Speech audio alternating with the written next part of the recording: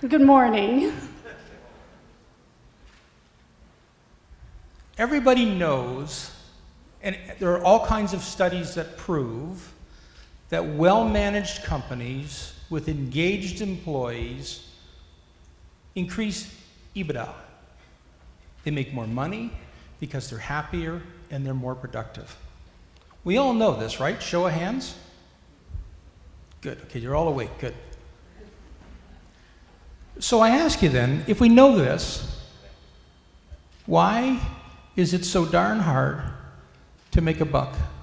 Why is it so difficult to actually do the right things and keep the right people? Because the statistics show over and over and over again that we're not doing it correctly. Today we're going to be showing you how to go about looking for that 4.0 leadership. Thank you. So we all recognize the Bell model. If we're in HR, show of hand, who's in HR? In the back of the room, can you hear me, or are you just not in HR? There we go, okay, good. So we all know that we don't want the people on the far left, the 10%ers, the non-performers, we want them to be with our competitors, right? We don't actually want them. What we generally end up with is the below performers, the non-performers, we send them somewhere else, and we're looking for the above average performers. That's what most people are looking for. And advertising and some agencies will get you about 70% of all the people. But the people that we really want are over here. These are the 4.0 leaders. These are the people that everybody wants. These are the people that add extreme value. But the people that you're looking for, they're not looking for you. They already have jobs. They already have great jobs. So that's the irony. That's the recruiter's paradigm in Industry 4.0. The people that you're looking for are not looking for you because they already have great jobs. Now, it's really important to keep in mind that you might have to go outside your immediate environment to find these types of leaders. And what we mean by that is you might have to go globally in search of high-performance leaders. This is a picture of a tiger. He's on the Serengeti somewhere in Africa. What you can't see is the gazelle that was also in the picture. Because in the morning, on the Serengeti, every morning, a tiger gets up. And the tiger must run faster than the gazelle. Because if the gazelle runs faster than the tiger doesn't eat. Well, the tiger won. This is a lot like HR today. We're all out recruiting the best and the brightest. We're doing our best. And they come in, and we've got them, but maybe they don't stay. Have you ever experienced that? You ever gone out and hired, I can see the shakes of the heads, ever gone out and hired incredible people, and for some reason they stayed, 6 months, maybe a year, and then they left? Well, that's what we're going to stop today. So today we're going to be showing you how to create real and significant value for your organizations, and we're going to be showing you how to do this using a very specific system that we've developed in executive search. So, are you ready? Are you ready to become, as we say in North America, recruiting rock stars? Are you ready to recruit the best people in the world that money alone can't buy? Because money doesn't motivate the best. So right about now, you're probably thinking, who are these people? Well, this is our resume. And the only thing that's important on that screen is that. The stick rate at 99.54%. Anita and I have been partners now we've been married for 37 years. We've been business partners for almost 30 years. It'll be 30 years next year. We've done 1,099 projects. We have a 1-year guarantee. We hire someone, an executive or a middle manager. If they don't stick for a year, we got to do it all over again. Okay? That's the process we're going to talk about. Because when you do a project the first time, it's difficult enough. You don't want to get it wrong. You don't want to have to do it again, especially if you're in our business as recruiters. So that's the only number that matters. And the 99.54 represents, we've done 1,099 searches. We've had to replace 5 people in 30 years. 5 people. Oh, and the only other thing that matters is that book there. That is our book, Hiring Greatness, that has been translated into Chinese. The Chinese actually bought the book and bought the rights for the book 3 weeks before it came out in English. It's just been published about a month ago. And the Chinese have taken it to the market because they understand the process that we use, and they're going to use it. So if you don't feel like the tiger today, if you feel like the antelope, there's a good reason. The Chinese are coming after all of your people as well. The Chinese promote the book in China as a crossover between Jim Collins' Good to Great and Sun Tzu's The Art of War. And believe me, you are in a war for talent. It will not get any easier, and it won't get any shorter. It won't end anytime soon, and it'll end badly for anyone that doesn't understand, yes, their people really are their most important asset, and as Ron showed, and they show it every single day, because people leave every day and decide every morning whether or not they're coming back.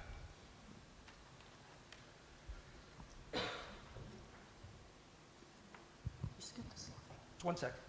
So this is the agenda. This is what recruiters do all day long. This is as simple as it gets. We understand, we package, we sell, we assess, we buy, and we nurture. 6 steps. Now. So part of our system, go to the next slide. Next. We have developed this system that has 6 stages and 14 steps. In your goodie bags, your loot bags that you have with you, everybody has a pamphlet like this. Everybody gets 30 seconds to bend over, open their bag, pull out their thing, because you're going to follow with us. So if there you are want skill testing questions. So if you want to be able to follow the system, open it up to the middle page, and you have it right here. Now we specifically printed these out for you in a paper that's thick enough so that you can put these on your bulletin boards or hang them in your office when you're looking for somebody on the executive level for your company. Whether it be you or somebody else, even if you hire another search company to do this, these are the steps that they should be following. Today's presentation, we're going to go through each one of these steps in the time that's allotted to give you a general idea of what to do. You noticed that she looked at me when she said that, right? That's you got to be quiet and you got to speak faster, David. Okay. All right. Everybody have it? Everybody got their sheet? Are you happy? Oh, well, okay. So the first step is, stage 1 is the needs analysis. What normally happens when you do a search, whether you're an internal recruiter or whether you're a recruiter that's brought in from the outside as a consultant, is they normally give you the job description and they say, go find one of these, whatever this is, a CEO, a vice president of sales, of marketing, or director of IT, or whatever. They give you the job description because that's the job description the last guy had or the last person had. So we're going to do that again, right? No, we're not going to do that again. What we're going to do is a needs analysis. But before we get to the needs analysis, I want to talk to you about what the fundamental foundation of recruiting is all about. And it's not what you think. And, you know, Ron sort of gives me a hard time every now and then because I'm a bit of a tree hugger when I come to this. But here's the 3 fundamental things you have to understand if you want to hire Industry 4.0 leaders who will turn around your organization. You start with the head. Sorry, you start with the heart. And what do I mean by that? I mean, the people that you're looking for who aren't looking for you, when you call them up, most of them will just hang up because they don't know anything about you. You have to connect with them. So when I talk about the heart, what I mean is the best people won't come to your company because of money. They won't. They got a job, they got lots of money, and if they go to leave, their employer will just throw more money at them. So you have to connect with them. You have to connect with their heart. You have to get them to connect with your cause. Am I standing incorrectly here? You have to get them to connect with your cause. So heart. And once you've got them by the heart, I'll try over here. Think it's this thing? Oh, that was too easy. Thank you, Joseph. He's next, and much smarter, obviously. So you have to connect with their heart. And once you've connected with their heart, the really smart people are going to want to understand what it is about the business that's compelling. So you need to connect with their head, heart and head. And once you explain all the parameters of the business and what the challenges are and show them that you understand the challenges and explain it to them really well, then you have to connect with the feet. And by feet, I mean you have to tell them in your organization how things actually get done. So just to add a little bit to this, we're linking this with what Ron was speaking about, the company culture and the new company cultures that are out now, the ones that are succeeding with the 4.0 leadership. This is what we're talking about. This all comes together. Okay, stage one is the needs analysis. Understanding the presenting needs. As I said, most organizations, when you walk in, they just give you the job description and say, go get me another one of these. You read it, someone's read it, or someone's written it, you don't necessarily understand it all, and you go out and find that person. Instead, the next time this happens, is you should do three things. I'm going to put this in my wallet and put it in my... You should go in and first do a skills gap analysis. Everybody know what a skills gap analysis is? Okay, but it's not just a skills gap analysis of the role. We'll talk about that in a second. It's a skills gap analysis of who else is in the organization at the executive level. And if the organization is at point A and it wants to go to point B, well, do they actually have all the skills to get there? Because there's no point going out and hiring a new VP of sales or a CEO to go from A to B if you're missing 5 things that no one in the organization has. So the skills gap analysis is not just about the role, it's about all of the people that you're not replacing. Are all of the skills there? You have to take that into account. And you have to take it into account in the beginning because a really smart candidate is going to interview you. And they're going to look to see if you actually have the skills that you need to go from A to Z. And if they find out you don't, they're gone. So you do the skills gap analysis first. Then you do a needs analysis. And we all know how to do a needs analysis. It's a deep dive into the actual functional position and the role. And then after you've done a skills gap analysis and a needs analysis, then you write the job description.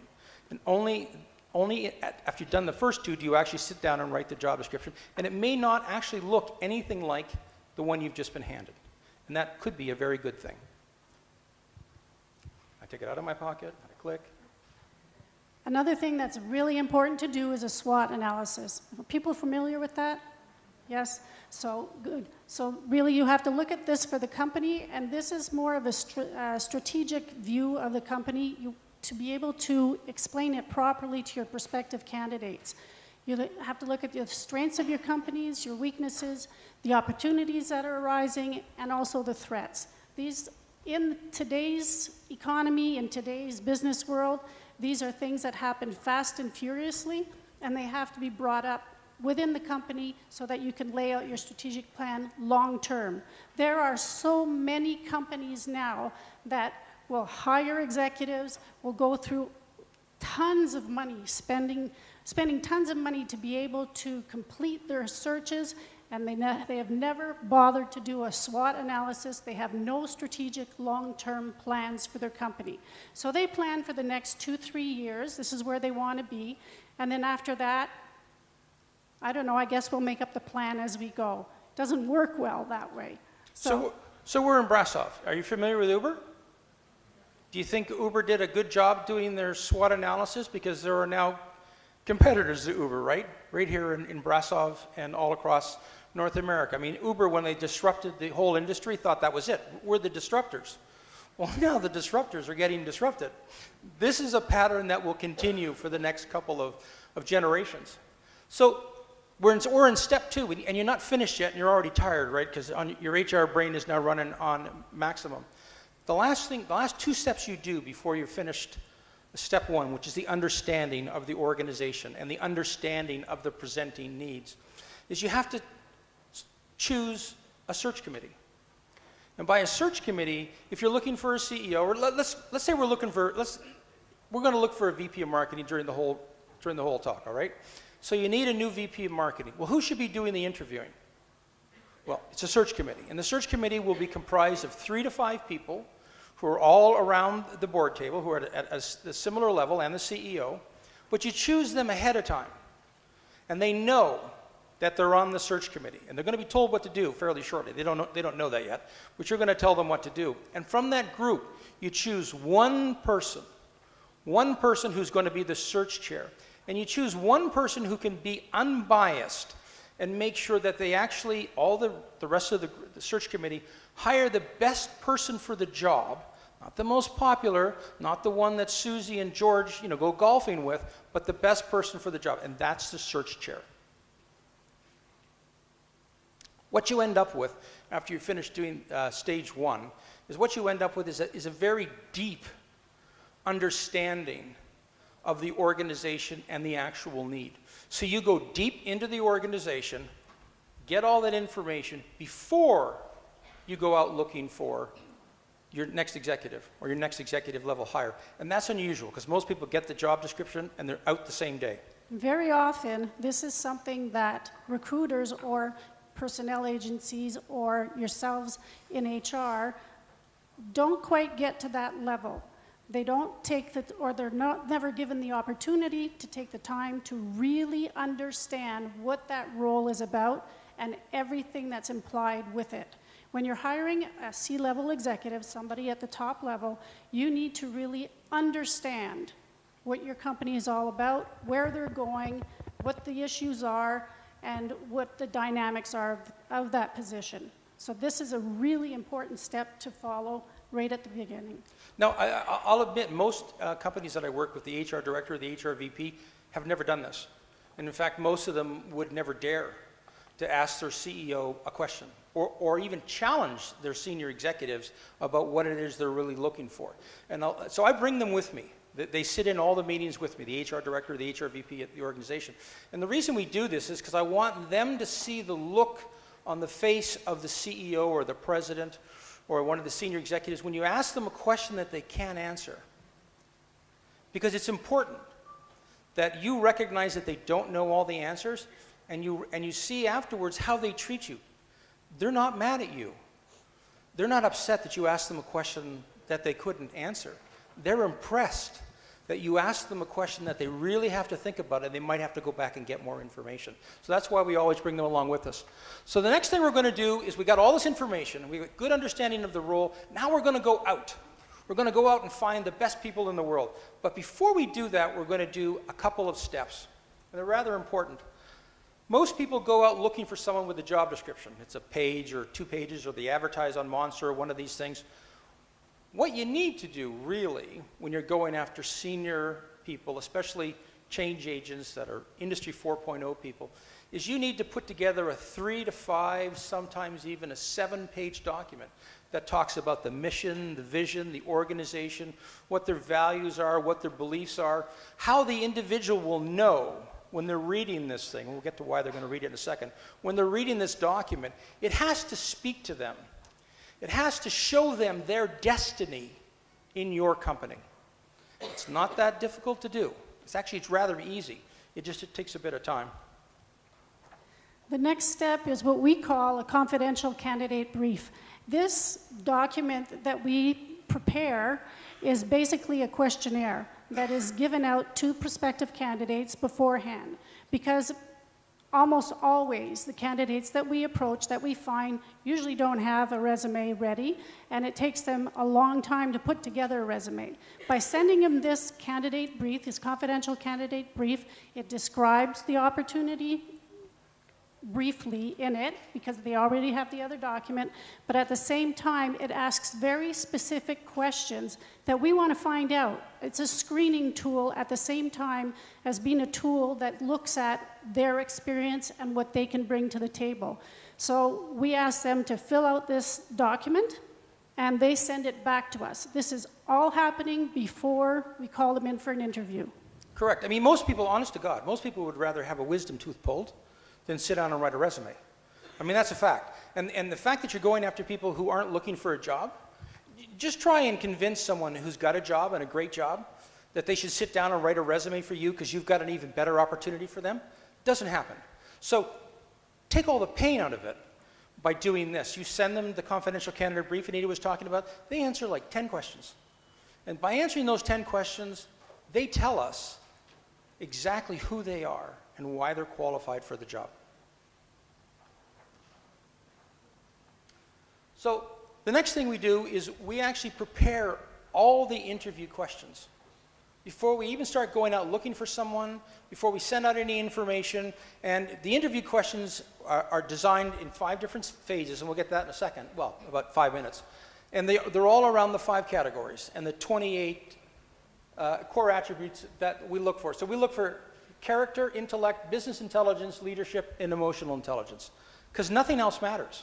We already know before we go out to talk to someone that they're doing the job and they're qualified.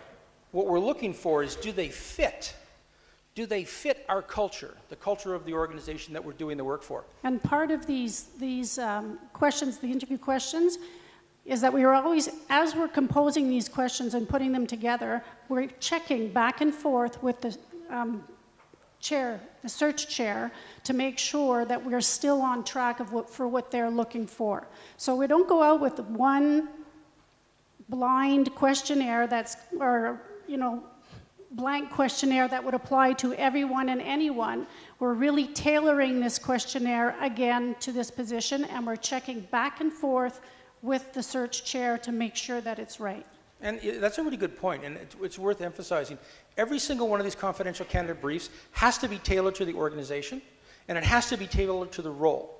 Because otherwise, people that read it go, oh, well, this is just another CTO or another VP of marketing. They're not asking me any really intelligent questions about me or my role. So these take quite a while to put together. And you may be wondering what we look for in character, for example. There are 5 things that we look for in character. The first one is integrity. We all get why we're looking for people with integrity.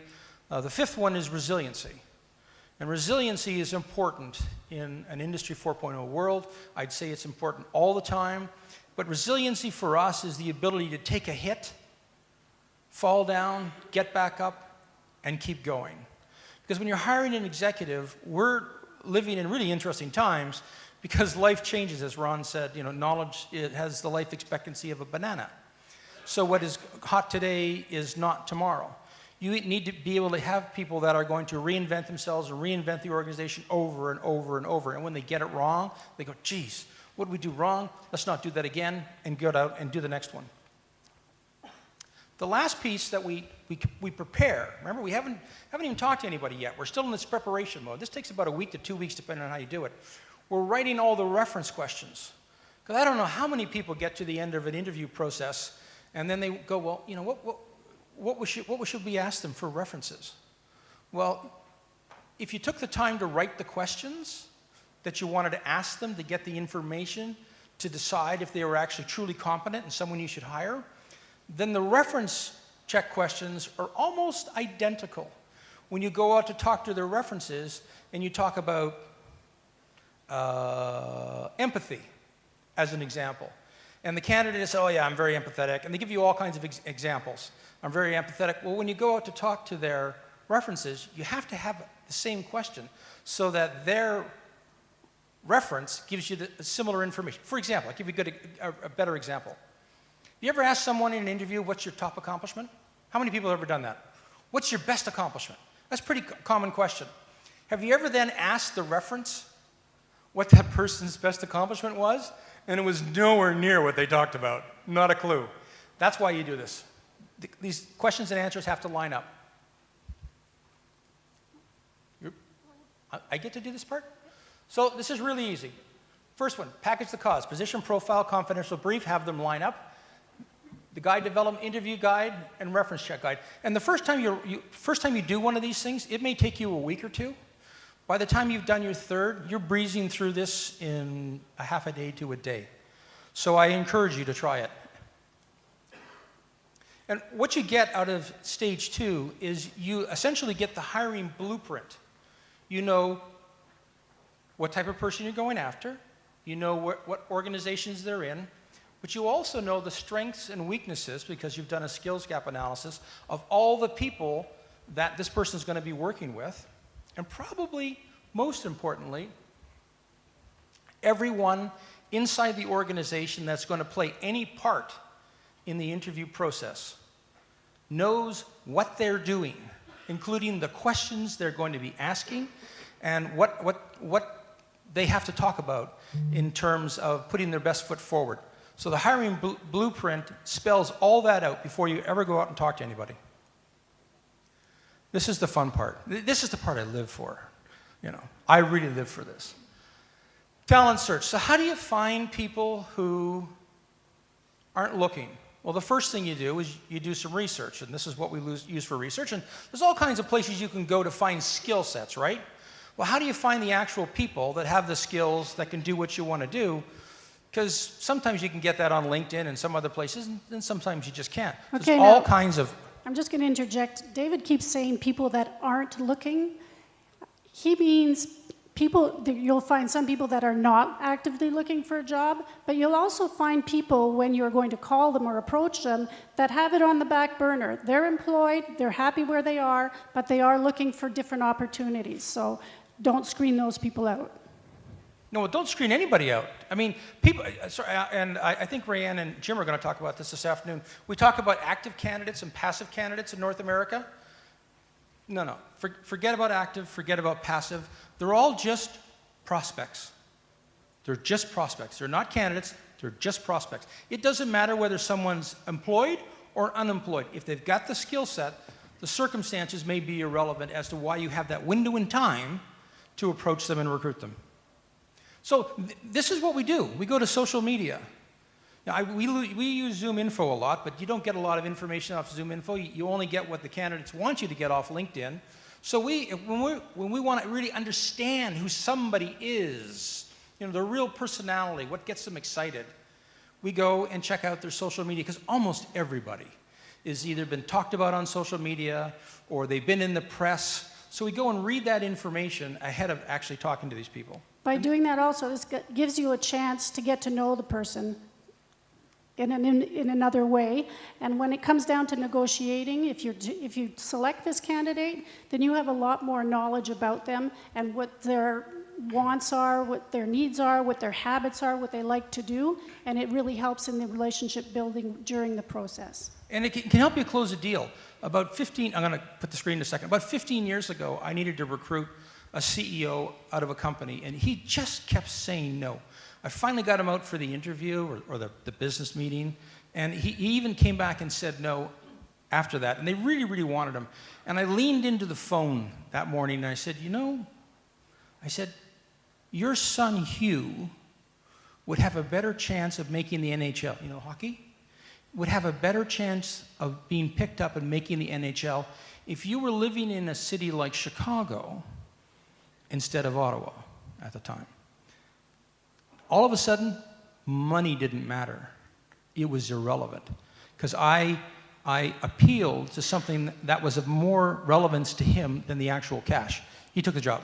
Now and moved to Chicago. Notice David said after he had contacted him several times, because he doesn't want to appear like a stalker now either. You don't want that come across. Okay, we're not going to talk about those stories.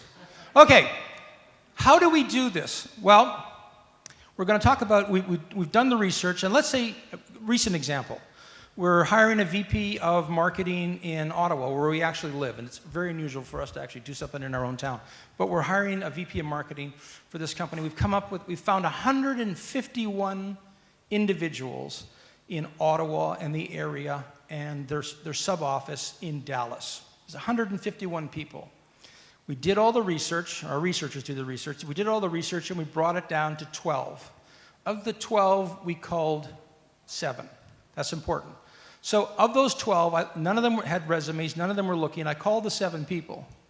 And the first phone call happens like this. I mean, the reason we do it on the phone is because we're not biased. I don't know what you look like. I don't know how old you are, how tall you are. You could be even taller than me, for example. I don't care what nationality you are, none of it. Completely unbiased. I'm just interested in your skill set and how you think. So I pick up the phone and I say, hi, you don't know me, but, I was reading about your new invention and I wanted to have a quick conversation with you. Is this a bad time? And I say, is this a bad time? Not is this a good time? Is this a bad time? Because most people say, is this a good time? And people say, no. So I say, is this a bad 10? People say, no. Oh, good. It's a little thing, right? And they laugh just like that because I got them. And I said, listen, I'm working on this project, and I want to give you a little bit more information. And they'll say, well, can you tell me about it? And I go, no. No, I'm horrible on the phone. I would never do it justice, but I can send you a position profile. Oh, what's that? Well, it's a document, it's 3 to 5 pages. It'll take you about 5 minutes. When you've got quiet time, you can sit down and read this, and then you can say to yourself, yeah, this guy's right, or oh my God, is this guy crazy? And you can make your own decision. That's all I want to do, so give me your email address. So they give me their email address. I say, thank you very much. I'll call back in a couple of days, and I hang up, and I send them this document. Then what happens? Well, I call back, right? I'm a stalker. On the second call, I phone back and I say, so what did you think? Oh, I really like this. This really sounds good. Oh, well, tell me why you say that. And I take a lot of notes. And they said, do you want to have an interview? I go, no. No, what I want to do is, we don't know each other. So I'm going to send you a confidential candidate brief. Because you probably don't have a resume either. Because I know that, it's about as fun as pulling teeth, putting together a resume. So I don't want you to go to that trouble. It's going to take you days, weeks, maybe months before you get back to me. I'm going to send you this document. It's a Word document, the confidential candidate brief. You're going to read it, and you answer like 10 questions. There's 24, but there's 10 of them that really matter. Just answer the 10 questions and fire it back to me. Okay. So away it goes. And they send it back to me. And after they send it back to me, I call them up, and I say, I've read it now, right? So I now know that not only are they qualified for the job, but they're interested. Because some people that are interested would only put down a line or two. I always tell people it's going to take about 15 or 20 minutes to do this. I don't know how much time some people spend, but it's a lot more. I've gotten these documents back where they're 12 pages, like Nick's. And then I say, I only want to ask you one question. Can you roll me back to when you're getting out of college and university and take me through your life? Most recruiters don't do that. They want to ask you specific technical questions. Take me through your life. And we just sit and we listen. And when they're finished, if we think that they have strong leadership skills, and we can tell by the way they answer the questions and talk about why they moved from one organization to another, then we ask them, want to have a conversation? And they say, sure. When we're going to do that? I said, I'm going to tell you shortly. Romania's got talent, right? Right. So at this point, you have the interest of the candidate, and they're enthusiastic because they've read the documentation with it, and they know it's a serious opportunity that's coming down the pipe. So with this, they audition. They end up being auditioning for us as opposed to us always going after them and them trying to interview them. So it kind of turns the table and the dynamics, and it makes the process a lot easier because there's a lot of steps after this that they're going to go through, that they're going to be vetted through to be able to fill this position. And when Dave said before that he asked them to tell him about tell me about your life, tell me how after you finished school, what you did, this question comes back several times throughout the interviewing process. And the reason, he's going to mention it quickly as we go through the steps, but the reason we do this is we're looking for inconsistencies. A person that is being honest and open about their experience will always have the same story. And it won't change through time, it's always the same thing. So we're listening for these kind of cues throughout the entire interview process. So it is auditioning. And there's no change in this. It's just like when Nadia Comaneci went to the Olympics. She didn't show up, in front of a bunch of coaches one day and say, hey, I can really swing on these bars. Send me to the Olympics. No, she had to audition and practice. So what's your output? Your output at the end of this step, or at stage 3 in these steps, is you have a list of prospects who are now candidates. They're tier 1 talent, and the prospects have become candidates. The hunted have become the hunters. They're now chasing us. It's a whole different ball game.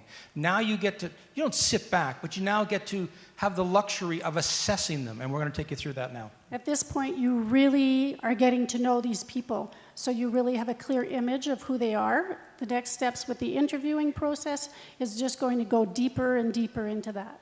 So, 4 steps, 7 through 10.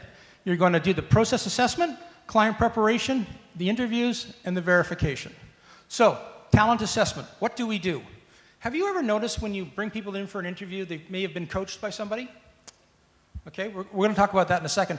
But the first thing we do with our client is we want to prepare them. So we actually sit down and we do what's called a benchmark interview. So we go out, we pick somebody from that, usually from that group that we've just talked about. We'll pick them, we'll bring them in, and we'll interview them. It's a benchmark interview.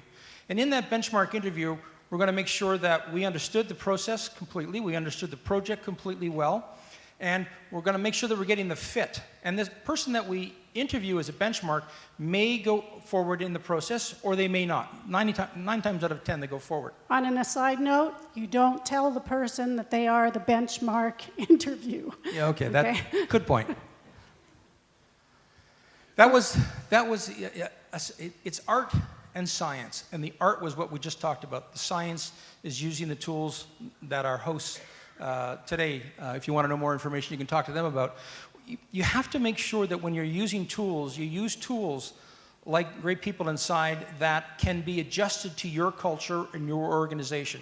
You can use almost any tool, but if you're looking for a set of tools that's going to conform to discovering what the best fit is for your organization, Great People Inside does a job like none other. And that's the beauty about this tool, because you can customize it for your particular organization, for your particular positions. So talent assessment. It's yours. Yep. Client preparation. I was told. Just a second. David, here, on your right. 5 minutes reminder, because we are running over time. Thank you. Okay, so client preparation. Often the candidates, you'll see they have coaches, and they go before their interviews, and they get prepared for interviews using coaches. Well, we coach our clients. So every step of the way, we meet with them. At every time there's a process that goes through, and we explain to them in detail what we're looking for. We give them feedback on their behavior, their questions, and we continue through the whole process that way. Very important. We also do this with people who are going to be, anybody who's going to be in contact with that candidate. It could be the secretary, it could be the receptionist, it could be a driver that's picking them up at the airport, that they have to know that we are courting this person now, and they're very important, and how to be able to speak with them properly. So that VP of marketing search we talked about, we took it from 151 down to 12, down to 5. By the time they actually got to do interviews, because this is the funnel, we knew that they'd read the profession profile, they'd gone through the confidential candidate brief, they'd had the initial phone screen, and now they were getting interviewed by ourselves. So 2 recruiters interview every candidate all the time. 1 asks questions, 1 take notes. The next interview is with the search chair and the lead recruiter. We're looking for the fit, interpersonal skills, and we really get deep into the confidential candidate brief and previous success and failures. Now we're looking for discrepancies. The hiring manager, the next interview is actually with the hiring manager. So we get the candidates to interview with the hiring manager before the search committee, because we want to know what the hiring manager thinks. We don't want the search committee to know what they think. I got my 5 minutes there. We don't want the search committee to know what the hiring manager thinks. And there's a reason for that. The next interview is with the search committee, but without the hiring manager, because we don't want the hiring manager to be able to influence in any way the feedback that we're getting from that search committee. Usually the hiring manager is somebody who is senior to them, and they'll be the decision makers, but we want to have an honest feedback from this search committee. And the last interview, and it usually comes down to 1 candidate, sometimes 2, they come in and they present to the entire search committee, this is my 100-day plan. This is what I understand the job to be. This is what I'm going to do at this time and this time and this time. So that when we're finished this and we hire them, we have a plan already in hand. And this is what happens when somebody applies for a job and they lie and they get the job. They get caught in the middle. And if you want more information on how to find liars and do references, that's available off our website. The other thing we put in is we also use emotional intelligence testing, and we usually use this just to use it as a validity tool to back up the references. You know, when you go for a reference, people give out their references, people that they know they're going to get positive references from. Well, when you do the EI testing with it, then you'll see if it matches. And at the end of the process, at the end of this stage, you have a candidate that you know can do the job, they want the job, they've already met all the other executives, they've all agreed on what the plan is, and they just go. And deal making. Here's what you have to remember about deal making, okay? The golden rule is, gold by itself doesn't matter. You have to connect with them emotionally. It's not me now. I'm going to skip that one.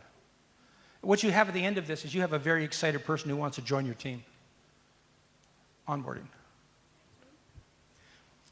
When you write the job description, when you do the position profile, what you're trying to do, or what you're doing at the front end is deciding what the objectives are and the milestones that we want the people to meet. This all gets put in the final draft so that they understand how they're going to get paid, why they're going to get rewarded, and the KPIs are all there. And at the final end? Right, at the end, we put together a document, or we put together an entire process. Once the person is hired, the candidate is hired, and is onboarded. During that onboarding, we have another meeting with the search committee, the search chair, everybody who was involved, and we put together a document going through the entire process again. They keep this document, they have all the steps in it, everything that they've used throughout the process, so that they can duplicate this if they want to. They can ask us questions, they can call us back, but this is what we leave them with. And in the end, what you have is a candidate who joins your organization who's now unrecruitable. We've never had a candidate that we've placed be recruited out. It's impossible. So on the back of your flyers, you have two books, two of our books that we've put together. If you're interested in having the in-depth knowledge of the steps, they're described inside these books, and you can get them if you like. Thank you very much. Morimoto. Here we go.